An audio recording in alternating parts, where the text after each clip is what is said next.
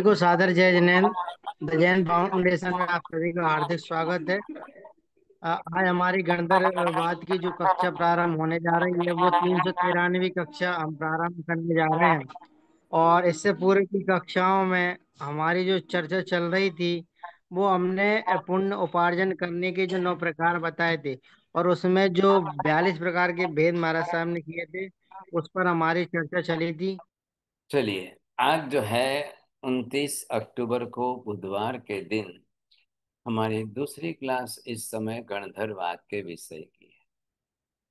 हम गणधरवाद में यहाँ पर जो 42 प्रकृतियां पुण्य की समझने जा रहे हैं। एक ग्रुप इसमें आ रहा है, उसका नाम है त्रस्त दर्शक। तो इस त्रस्त दर्शक के अंदर आपको ये देखना है कि जिसके अंदर त्रस्त आदि 10 प्रकृतियां जो है,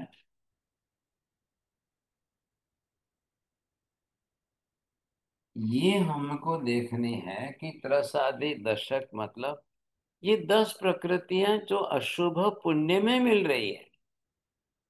जिसने भी शुभ पुण्य उपार्जन किया होगा उसको ये मिलने वाली है। अब इससे टोटल अपोजिट जो चल रहा है और वो है स्थावर दशक।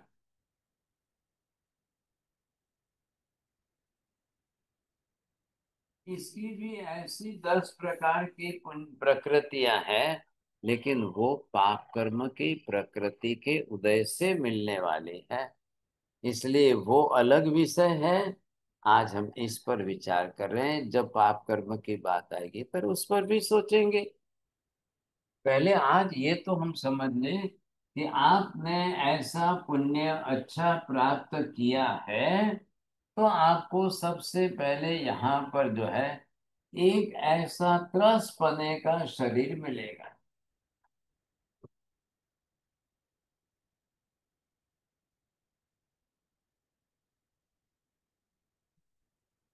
हाँ जी, ये आपको ध्यान में है। त्रस शरीर किसको कहते हैं? त्रस शरीर किसको कहेंगे? जो कर्म के उदय से त्रस्त का एक स्थान से दूसरे स्थान तक इच्छा पूर्वक जा सके, उसे त्रस्त नाम कर्म कहते हैं। थोड़ा और क्या जोड़ना चाहिए इंसाबेन जी, बोलो।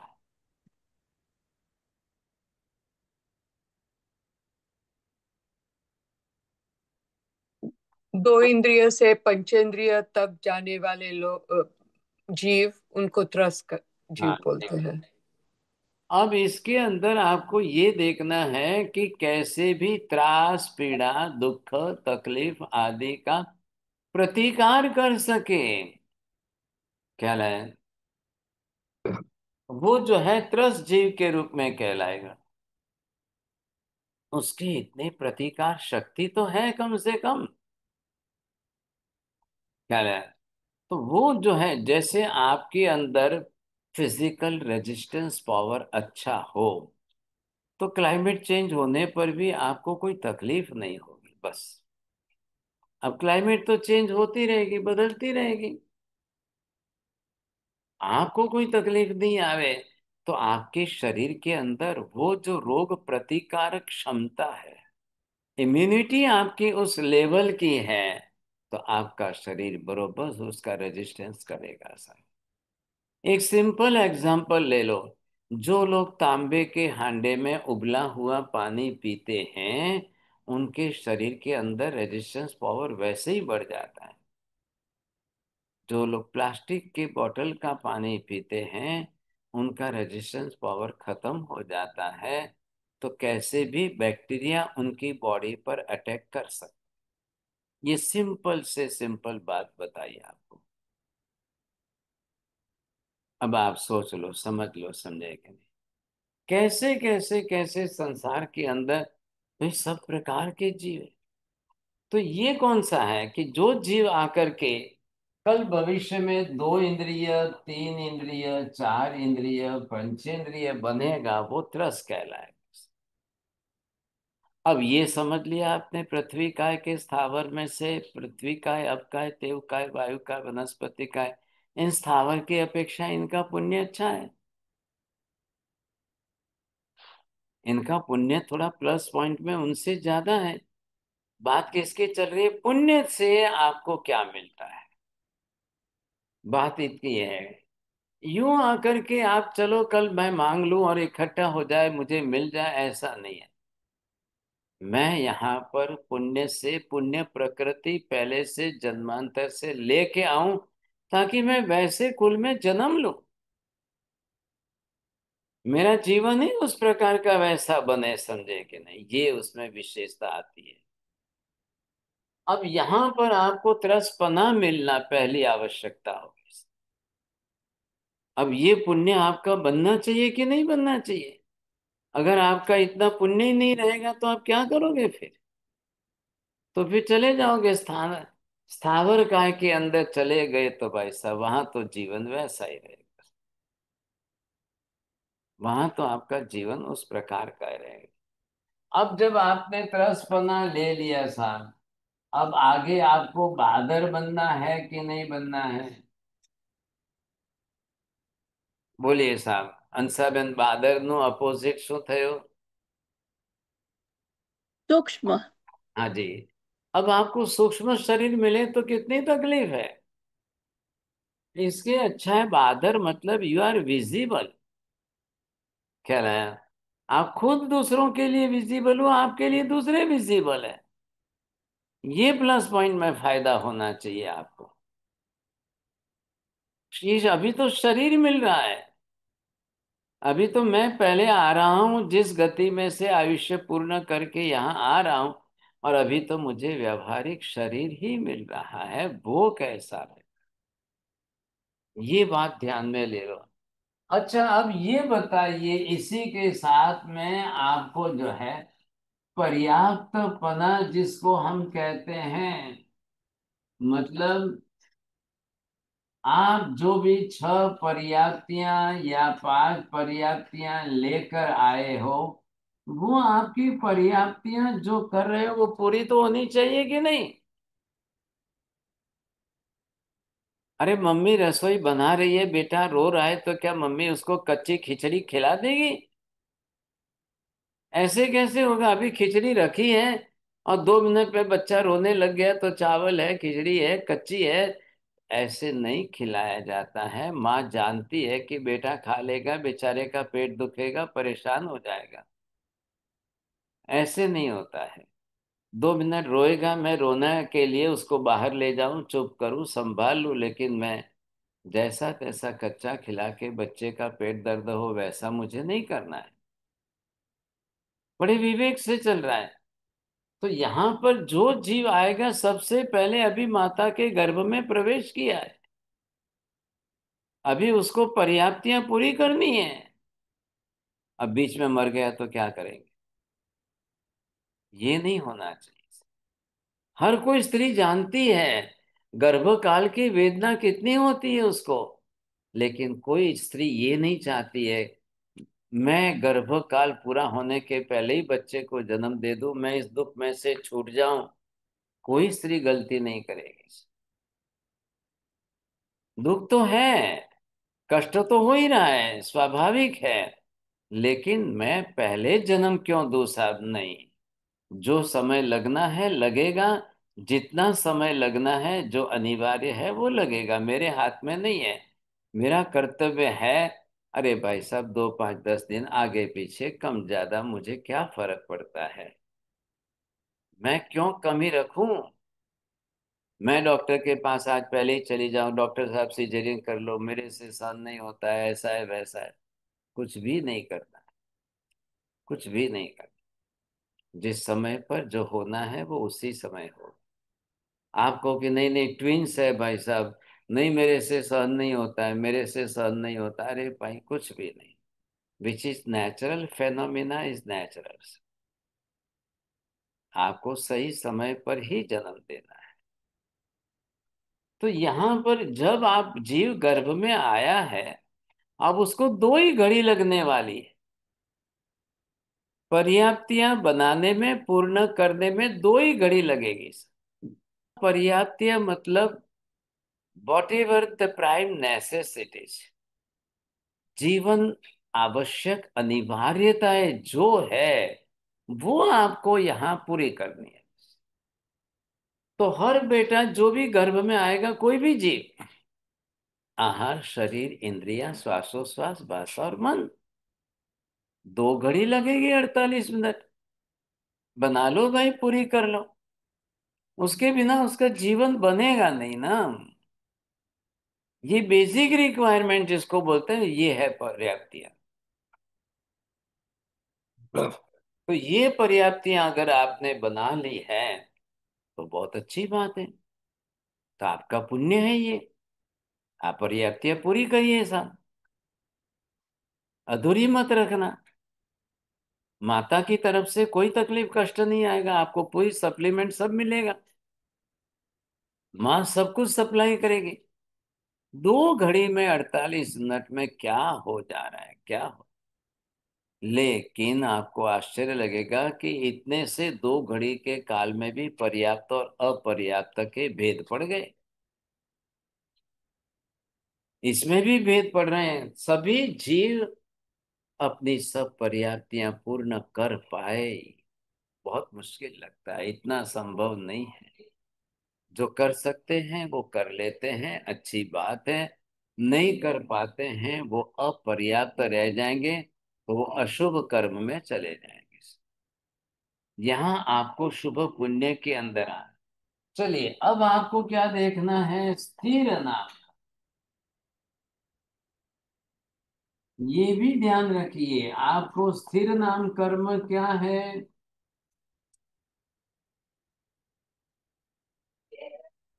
मैं आपको ये कहता हूं छोटे जी, दांत हिलने चाहिए कि स्थिर रहने चाहिए। हमेशा स्थिर होने चाहिए, दांत हिलने नहीं चाहिए सर। ये भी आपका कौन सा कर्म है, इधर देखो।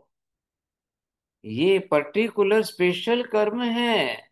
आप पहले कम से कम मन में एक बार नहीं, 1000 बार महावीर को धन्यवाद तो दीजिए भाई साहब। क्या काम की बात है, एक एक माइन्यूट छोटी छोटी बात को उठा करके कर्म प्रकृति बना दी है। अब आप सोच लो, कैसे एक कर्म आपकी हर रिक्वायरमेंट को पूरी कर रहा है। इतनी छोटी सी बात, हर चीज आपकी पूरी हो रही है। कोई सामान्य बात है क्या ये। कोई भी हो, शरीर का जो अंग जिस तरह से जैसे बने हैं भाई साहब, ये देखो, इधर देखिए, ये जॉइंट है आपका, इधर का ये जॉइंट है यहाँ पर, ये बोन है यहाँ पर, हिप जॉइंट्स है आपके, नी जॉइंट्स है। ये हिलने चाहिए कि स्थिर रहने चाहिए। अब थोड़ा सा बोन यहाँ से खिसक जाए तो, यहाँ से यहाँ खिसक जाए तो चलेगा क्या। आप नहीं चलेगा। एक कदम नहीं चल पाओगे भाई साहब। जो जहां फिक्स है वो स्थिर होना है। ये रिब्स हमारी सारी जो बनी हुई है, ये बरोबर रिब्स हमारी बरोबर जॉइंट्स रहनी चाहिए कि नहीं। ये स्पाइन हमारी बनी है। एक रिब्स उसमें से हिल जाए, इधर उधर हो जाए तो कितना बड़ा अनर्थ हो जाएगा। आप पैर पर खड़े नहीं रहोगे, चल नहीं पाओगे। जो फिजिकल स्ट्रक्चर जन्मजात जैसा गर्भ में बना है ना, वही बहुत बड़ी बात है पूरे 100 साल की जिंदगी के लिए। कुछ भी हो जाए, समझे कि नहीं, एक दांत आपका हिलना नहीं चाहिए। एक दांत हिलना नहीं, गिरने की बात तो क्या है ही, गिरना नहीं, हिलना नहीं चाहिए भाई साहब। क्या बात कर दी आपने। आप 10 बार बच्चा चल जाए, गिर जाए, समझे कि नहीं, उसकी हड्डी नहीं टूटनी चाहिए। टाइल्स टूट जाएगी तो चलेगा, लेकिन हड्डी नहीं टूटनी चाहिए। ये क्या है, किस पर आधार है।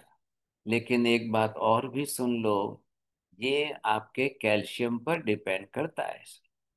आपने कैल्शियम कितने प्रतिशत बरोबर पर्याप्त मात्रा में लिया है, तो दांत भी मजबूत रहेंगे, हड्डियां भी मजबूत रहेगी, फिर नहीं हिलेगी। लेकिन जिन लोगों को चाय की आदत है, जिनको कॉफी की आदत है, चाय छोड़नी नहीं है, उनके लिए तकलीफ आएगी भाई साहब। मेथी, मेथी दाने के अंदर सबसे ज्यादा कैल्शियम होता है। सबको मेथी खानी कंपल्सरी, सबको, सब। अब ये समझ लो, अब अपनी तरह से। अब आप बोलोगे साहब, मैं तो रसगुल्ला खाने वाला हूँ, मेरे को मेथी वेथी कड़वी लगती है, मैं तो खाऊं नहीं। अब भाई साहब रसगुल्ला में कैल्शियम नहीं है, मैं क्या करूं आपको।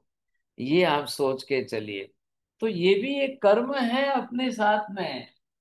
अब इधर आइए साहब, जैसे आपका स्थिर नाम कर्म है, इसी तरह से ये आपके ऊपर का जो, जिसको हम कहते हैं शुभ नाम।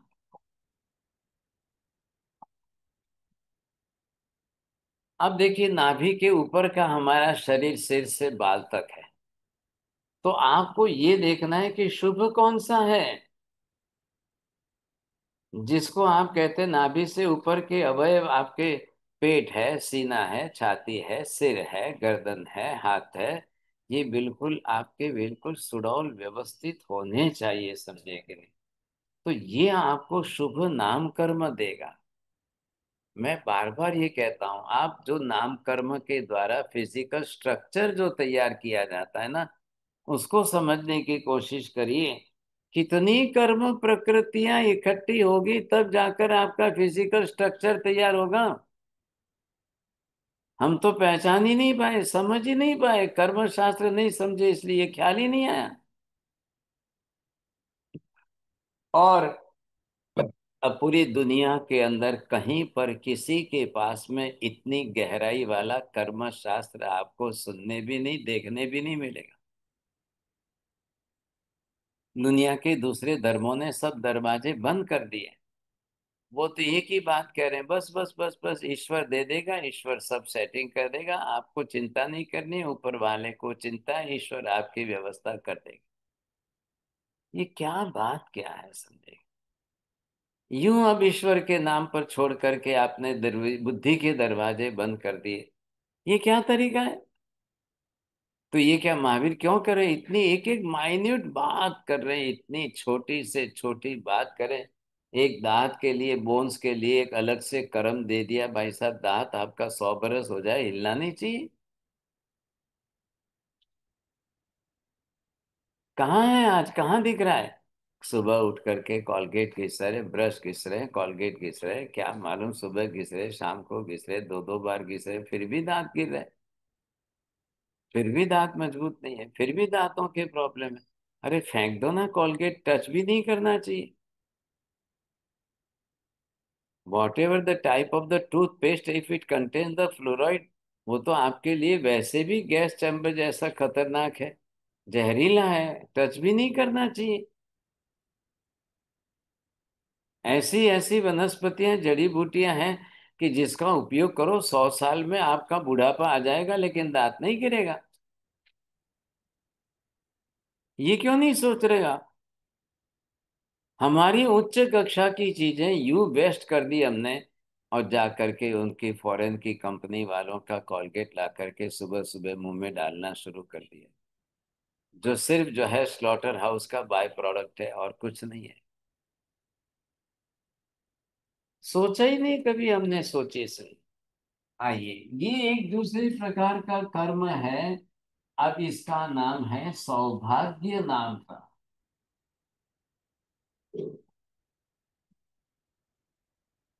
बोलिए साहब, किसको कहते हैं सौभाग्य।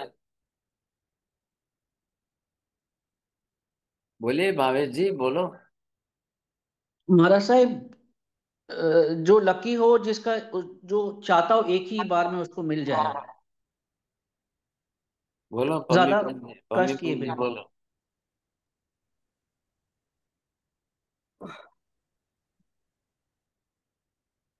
सर चलो जी, प्रकृति। जिसके जिस जिससे क्या बोलते हैं, चलो चलो, नहीं है सबको तो। सबके प्रिय, सर जी अच्छा, सबके प्रिय हो, हाँ, मिच्छा में दुक्कड़म। चलो बोलो प्रवीण जी, बोलिए। स्त्री से संबंध है सर, सौभाग्य बोलो, हम भी पुरुष भी कह सकते हैं, यदि पत्नी का सहयोग है लास्ट उम्र तक, या पत्नी को नहीं। अरे भाई साहब, उधर उधर मत बनाओ, कुछ भी मत बनाओ। सौभाग्य क्या, सौभाग्य स्त्री को ही चाहिए, पुरुष को नहीं चाहिए क्या। अभी ये कल परसों जो है दुनिया भर ने छठ पूजा मनाई, छठ पूजा। अब पत्नी बोलती है कि यूं चांद के सामने वो छन्नी रख करके पति के सामने रखो, पति का आयुष्य बढ़े, इसके लिए छठ पूजा। अब क्या बताना, कुछ समझ में ही नहीं आ रहा है। अब पति क्यों नहीं करता है छन्नी दिखाकर पत्नी का आयुष्य बढ़े उसके लिए। अब खाली पति का ही आयुष्य बढ़ाना है और पत्नी का नहीं पूरा जल्दी हो जाए तो चलेगा क्या? क्या कर रहे हो भाई साहब? ये सब ऐसे जो है मिथ्या धारणाएं और गलत मान्यताएं काम नहीं आती है। पहली बात ये समझ लो कि आप किसी का उपकार करो या ना करो, भला करो या ना करो, लेकिन सर्व जनप्रियता ये है आपका सौभाग्य। सभी लोग आपसे प्रभावित है, सब लोग आपको चाहते हैं। बोलिए चौड़िया जी, अभी पूरे कलकत्ता में आपको कितने चाहते हैं और मोदी को कितने लोग चाहते हैं? सब मोदी जी को ज्यादा चाहते हैं। लो, मोदी। अब आप बोलो ना कल जाकर सब लोग छोड़ो भाई, मोदी को छोड़ो, मेरे को जानो। नहीं नहीं, मेरे को नहीं जाना। क्यों? ना ना, सर्व मुझे। सर्व जन वल्लभ, सर्व जन प्रिय। अरे भाई कुछ ऐसे काम किए हैं तब तो जाकर के लोग करें। तो ये जनप्रियता, ये सौभाग्य है। पब्लिक के अंदर आपको जो है चाहना मिल रही है, न चाहते हुए मिल रही। आप नहीं चाहते हो कि लोग मुझे पसंद करें, लेकिन सामने से लोग पसंद। ऐसे ही कोई नहीं करता है। ये सौभाग्यशाली हैं आप। आपको कई बार गुरु महाराज आशीर्वाद देते हैं, सौभाग्यशाली। कोई पुरुष को नहीं दिया जाता है कि अरे पहले दिया जाता है। सौभाग्यवती अलग शब्द है, पुत्रवती भव अलग शब्द है, उसका आशीर्वाद अलग है। लेकिन ये है कि नहीं, आपको तो आपकी पब्लिसिटी इतनी हो, आपकी जो है, अभी अलग अलग विषय आएंगे साहब। क्या क्या पुण्य देता है पहले ये समझ लो आप। ख्याल है कि नहीं? आपको आश्चर्य लग जाएगा कि ऐसा भी होता है क्या कभी। अब चलो बताइए आप जो है, ये वाला जो है यहाँ पर आप देख लो, सुस्वर नाम कर्म। निकाल देना चाहिए। देखो, स्वर अच्छा हो, सुस्वर नाम कर्म, ये कैसा होना चाहिए? मधुर कंठ। ख्याल आया आपके पास? है क्या ये कर्म आपका?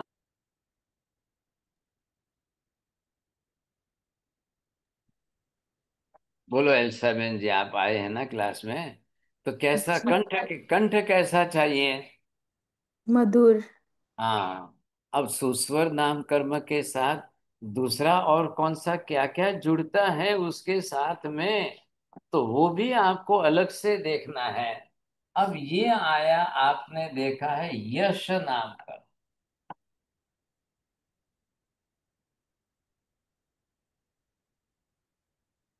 अकेले कंठ तो दुनिया में और हजारों के अच्छे हैं, लेकिन वो फेमस नहीं हुई।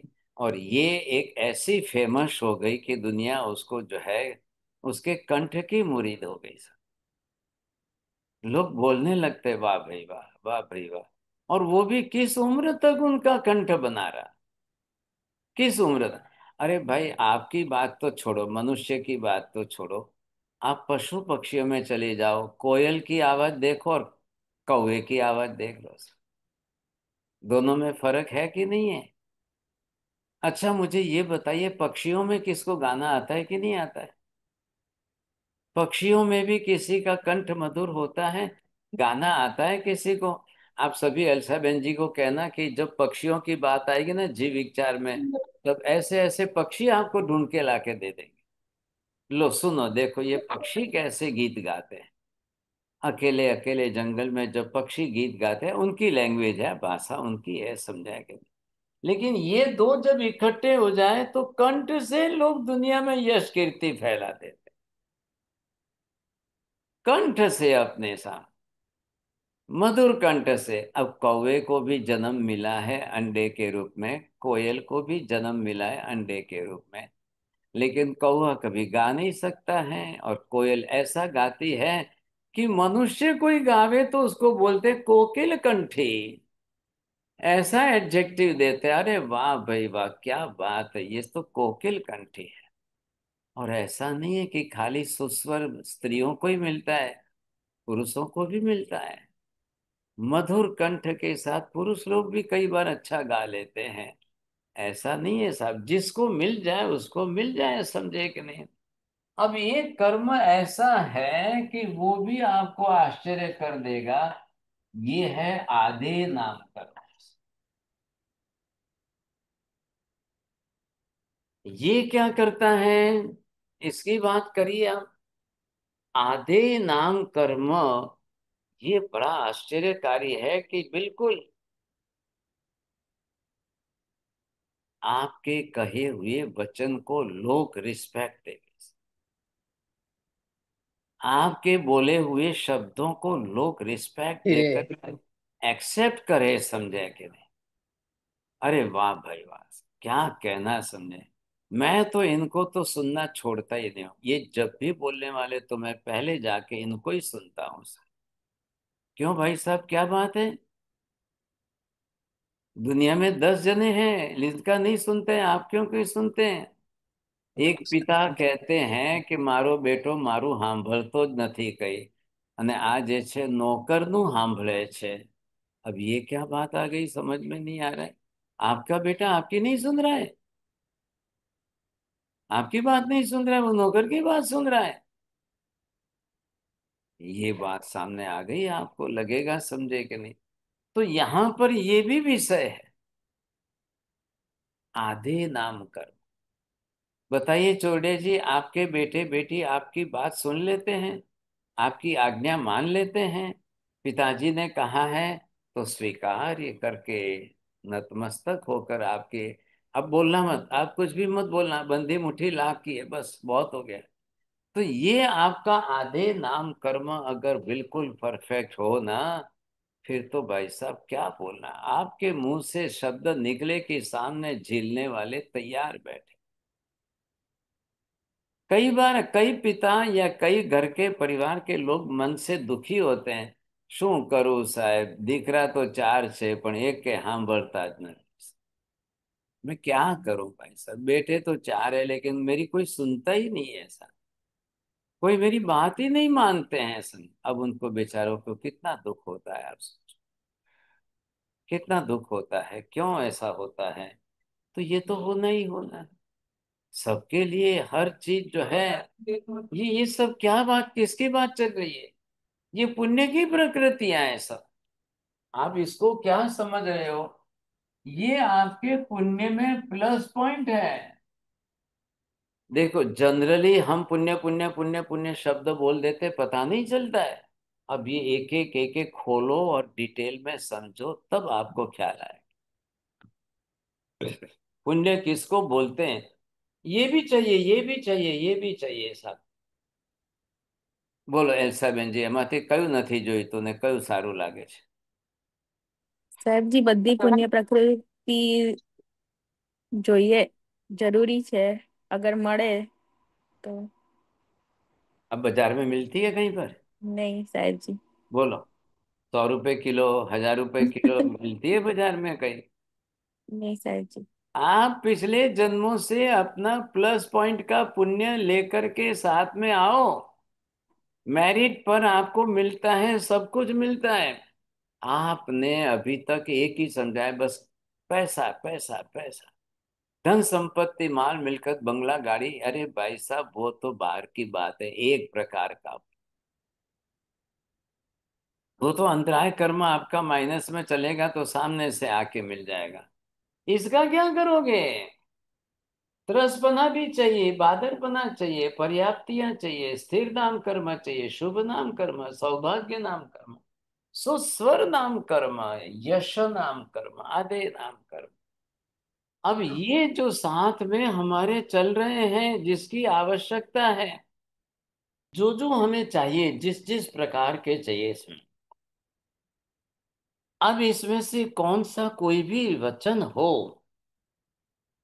तो यहां पर किसी बात की कमी ना हो जाए, समझे कि नहीं। एक एक वस्तु को आप अपने साथ में लेकर चलने की कोशिश करिए।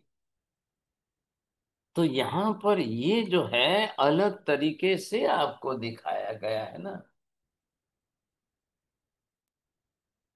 हाँ जी, प्रत्येक का मतलब क्या हुआ भावेश जी, बोलिए। हाँ जी साहेब जी, एक शरीर में एक जीव।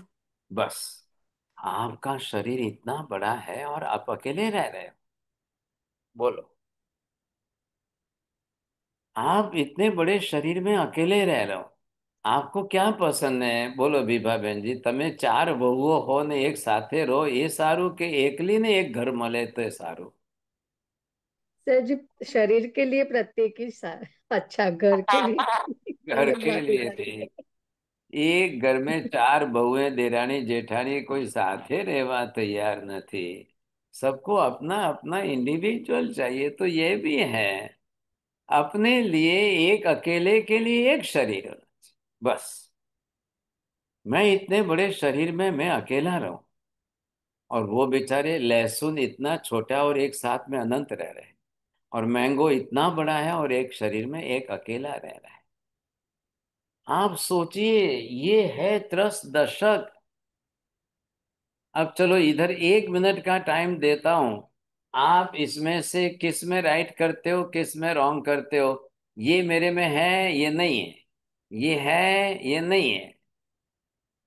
10 आपके सामने आइटम पूरी हो गई। बोलिए भावेश जी, काउंटिंग कर लो, अपनी अपनी पर्सनल सब जने देख लेना, 10 में से मेरी कितनी प्लस में है, कितनी कौन सी नहीं है। आप पहले काउंट करो, गिन लो अपने में है कि नहीं है।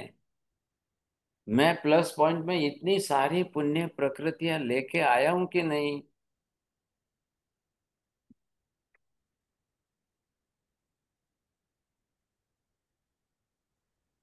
ये 10 हो गई। अब आपको 10 में से कितने मार्क देना है बोलिए? आज ये जो है, जब डिटेल खुल रही है ना, तब पता चल रहा है सब। हम तो खाली पुण्य पुण्य पुण्य पुण्य मान रहे थे भाई साहब, पुण्य से हमारी गाड़ी बंगला मकान यही राजी हो रहे थे। अब ये क्या करोगे? बाजार में कहाँ मिलती है? कहाँ बाजार में लेने जाओगे? चोड़िया जी, आपने तो स्टॉक एक्सचेंज में 10,000 लगाए, 10 लाख कमा लिए, वो इसमें गिनती नहीं आ रही है अभी।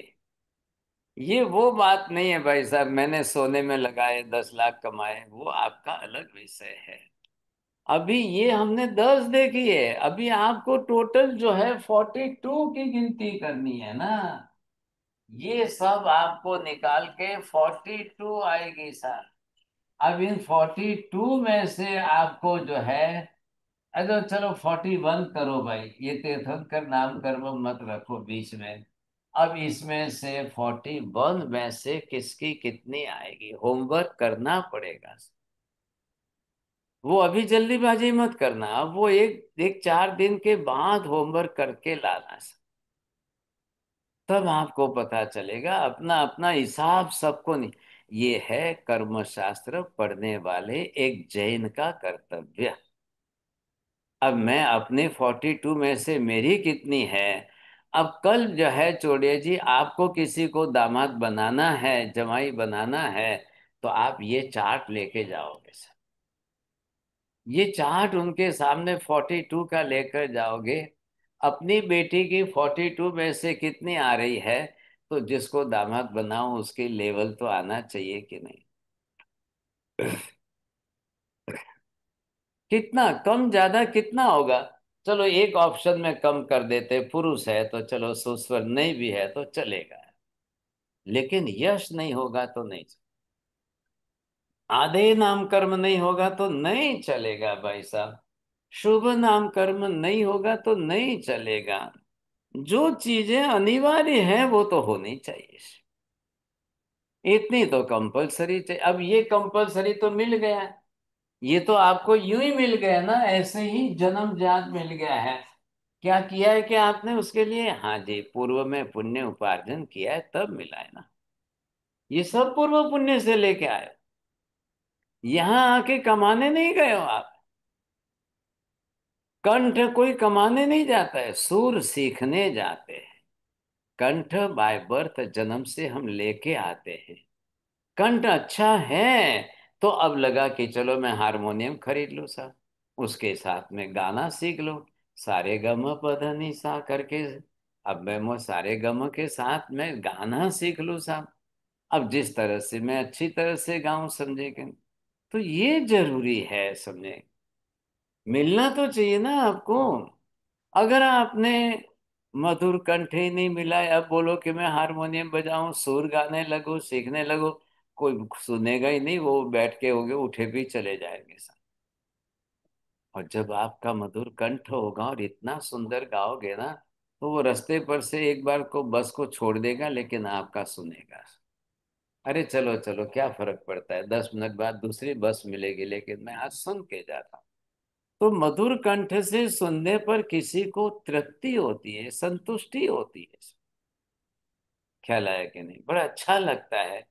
आदिश्वर भगवान के वंश का पुत्र सोमयश जब एक मंदिर में चैत्योदन करके बाहर निकला, और उस समय देवलोक से आई हुई 2 अप्सराएं मंदिर में भगवान की स्तवना में भजन गा रहे। इतना मस्त, इतना मधुर स्तवन गा रहे थे, उनका राग इतना अच्छा था, स्वर इतने मीठे थे, उसके भजन के अंदर क्या तल्लीनता थी। राजा सूर्यश बाहर निकला तो सही, लेकिन वो जाते नीचे उतरते रुक गया। रुक करके वो वहां बैठे कि ओ हो, कभी नहीं सुना मैंने, आज ये स्वर्ग की अप्सरा जैसी कोई आई लगती कौन है, क्या गा रही है। वो एक तरफ यूं बैठ करके बस सुनते ही रहे, मुझे उनका फेस नहीं देखना है, चेहरा नहीं देखना है, मुझे तो सिर्फ सुनना है। तो ये क्या है, सुस्वर नाम कर्म है कि खाली सुनना है। अब सुनने के कंठ के साथ में आपका रूप रंग होना जरूरी है क्या? हो या न भी हो, हम्म। हो या न भी हो भाई साहब। कई बार जब देखने जाओ ना, तो चेहरा तो देखकर पसंद नहीं आता है, लेकिन जब गाती है तो लोग जो है स्तब्ध हो जाते हैं, वही रुक जाते हैं, भाई साहब तो सुनने दो सर, आज तो कई बार आपका यश नाम कर्म इतना है, 10 दिशाओं में आपका यश नाम कर्म फैला हुआ है समझे। बोलिए चौड़िया जी, ये सब एल्साबेन वगैरह अटलांटा से अगर आपके कलकत्ता आ जाए, तो रेलवे के प्लेटफॉर्म पर पैर रखते ही किसी को पूछे चौड़िया जी कहाँ है, तो लोग यूं बताएंगे, अरे वाह वाह, आइए नहीं आइए नहीं। आइए आइए आइए, देखिए हमारे यहाँ पर जो है एक ऐसे जवाहर जी चौड़िया जी रहते हैं। लोग खुश हो जाएंगे क्या? आपका यश नाम कर्म इतना चल रहा है कि नहीं चल रहा है? ऐसा दुनिया पहचान रही है कि आप, भाई साहब 2.5 करोड़ की आबादी के अंदर अब कौन आपको पहचानेगा, कौन जानता है आपको? ये वाला कर्म कौन सा है, ये वाला कर्म कौन सा है? आधे नाम कर्म। आप एक शब्द बोलो और आपको हजारों लोग सुनने के लिए तैयार है। आप एक बोलो और आपकी आवाज पर लोग जान देने को तैयार है। क्या बात करते हो आप? आपने एक आदेश दिया, और एक आदेश के ऊपर आपको जो है जान कुर्बान करने के लिए तैयार है। महाराज साहब, ये कर्म तो आपका है। मैं तो कहाँ देख रहा हूँ, वो मेरी बात नहीं है। अब ये सब आप देख लो भाई, कम से कम शुभ नाम कर्म है कि नहीं, सौभाग्य नाम कर्म है कि नहीं साहब? मैं कहता हूँ ध्यान रखो, कम से कम जिसके ये नाम कर्म हो ना, कन्या उसको दी जाती है। अब मैं आपको इसका अपोजिट भी बता तो दूंगा सर। देखो आप एक बात समझ लो, गौरव लीजिए कि हम महावीर का कर्म शास्त्र पढ़ रहे हैं। ये रास्ते पर की नॉवेल नहीं है भाई साहब। आप ये गौरव लीजिए कि आपको इसमें से इतना ज्ञान मिल जाए कि आपके लोग व्यवहार में उपयोग में आ जाएगा, संसार के व्यवहार में काम आ जाएगा। हर किसी को अपनी कन्या दूसरे को देनी है, हर किसी को दूसरों के घर की कन्या अपने घर बहू बनाकर लानी है। तो ये आपको जानना नहीं चाहिए क्या? मैं प्लस पॉइंट, अरे भाई साहब वो क्या जन्म पत्रिका मिलाते हो ना, ये पुण्य की प्रकृति भी मिलाओ। वो जन्म पत्रिका तो ब्राह्मण के पास, ज्योतिषी के पास गई, इसके कितने, इसके कितने, કેટલા હતા તમારા દીપિકા બેનજી લગ્ન કર્યા ત્યારે તમારા કેટલા ગુણ મળ્યા था? कहीं खबर नहीं, जवा दो। तो ये कौन मिलाएगा, इसका मिलान कौन करेगा? हाँ जी, ये आपको पूर्व पक्ष में, पर पुरुष के पक्ष में माँ बाप को 42 मालूम होनी चाहिए, सामने के घर में 42 मालूम होनी चाहिए। जाकर उनके कन्या की रिपोर्ट मांगिए, उनकी जन्म कुंडली पत्रिका लाओ, इसमें 42 में से मेरे बेटे के साथ इसकी कितनी मिलती है। मेरी बेटी की भी सौभाग्य नामकरण है, इसकी भी सौभाग्य। चलो चलो चलो, चलो हम शादी करते हैं। चलो, शुभ नाम कर्म है, स्थिर नाम कर्म है, ये नाम कर्म, चलो शादी तय कर लेते हैं। चलो, कोई हरकत नहीं, इसमें से 10 में से 8 है ना, सुस्वर नाम कर्म नहीं है, कर लेंगे, क्या फर्क पड़ता है। ऐसे शादियां होती है। अब ये प्राचीन काल की परंपरा। अब दोनों घर के माँ बाप ये जाने तो ना। अब इतना इतनी लिस्ट जानता कौन है। अब ये तो कभी सुना ही नहीं हमने, तो आज पहली बार तो आप सुन रहे हो। अब ये आज तो ये 10 की बात हुई है। अब टोटल गिनना आपको 42 की बात है। अब उसमें से जब ये आप जान के होमवर्क करोगे तब पता चलेगा 42 में से मेरी कितनी है। अब इसकी अपोजिट आएगी 82।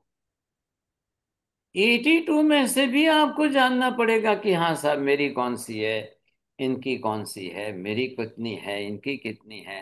हिसाब करना पड़ेगा, पूरा हिसाब करना पड़ेगा। पूरा संसार है, ध्यान रखिए। सब अपनी अपनी अपनी अपनी तरफ से लेकर के आए हैं। किसी के घर बेटा जन्मा है तो किसी के घर बेटी जन्मी है।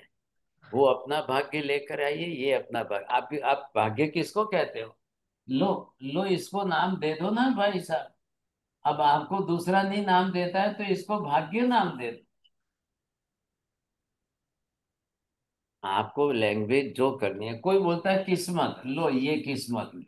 चलो, कोई कहता है कि नसीब, लो भाई साहब, ये तो दूसरी दूसरी भाषा के शब्द लाए आपने। अलग अलग भाषा के शब्द हैं।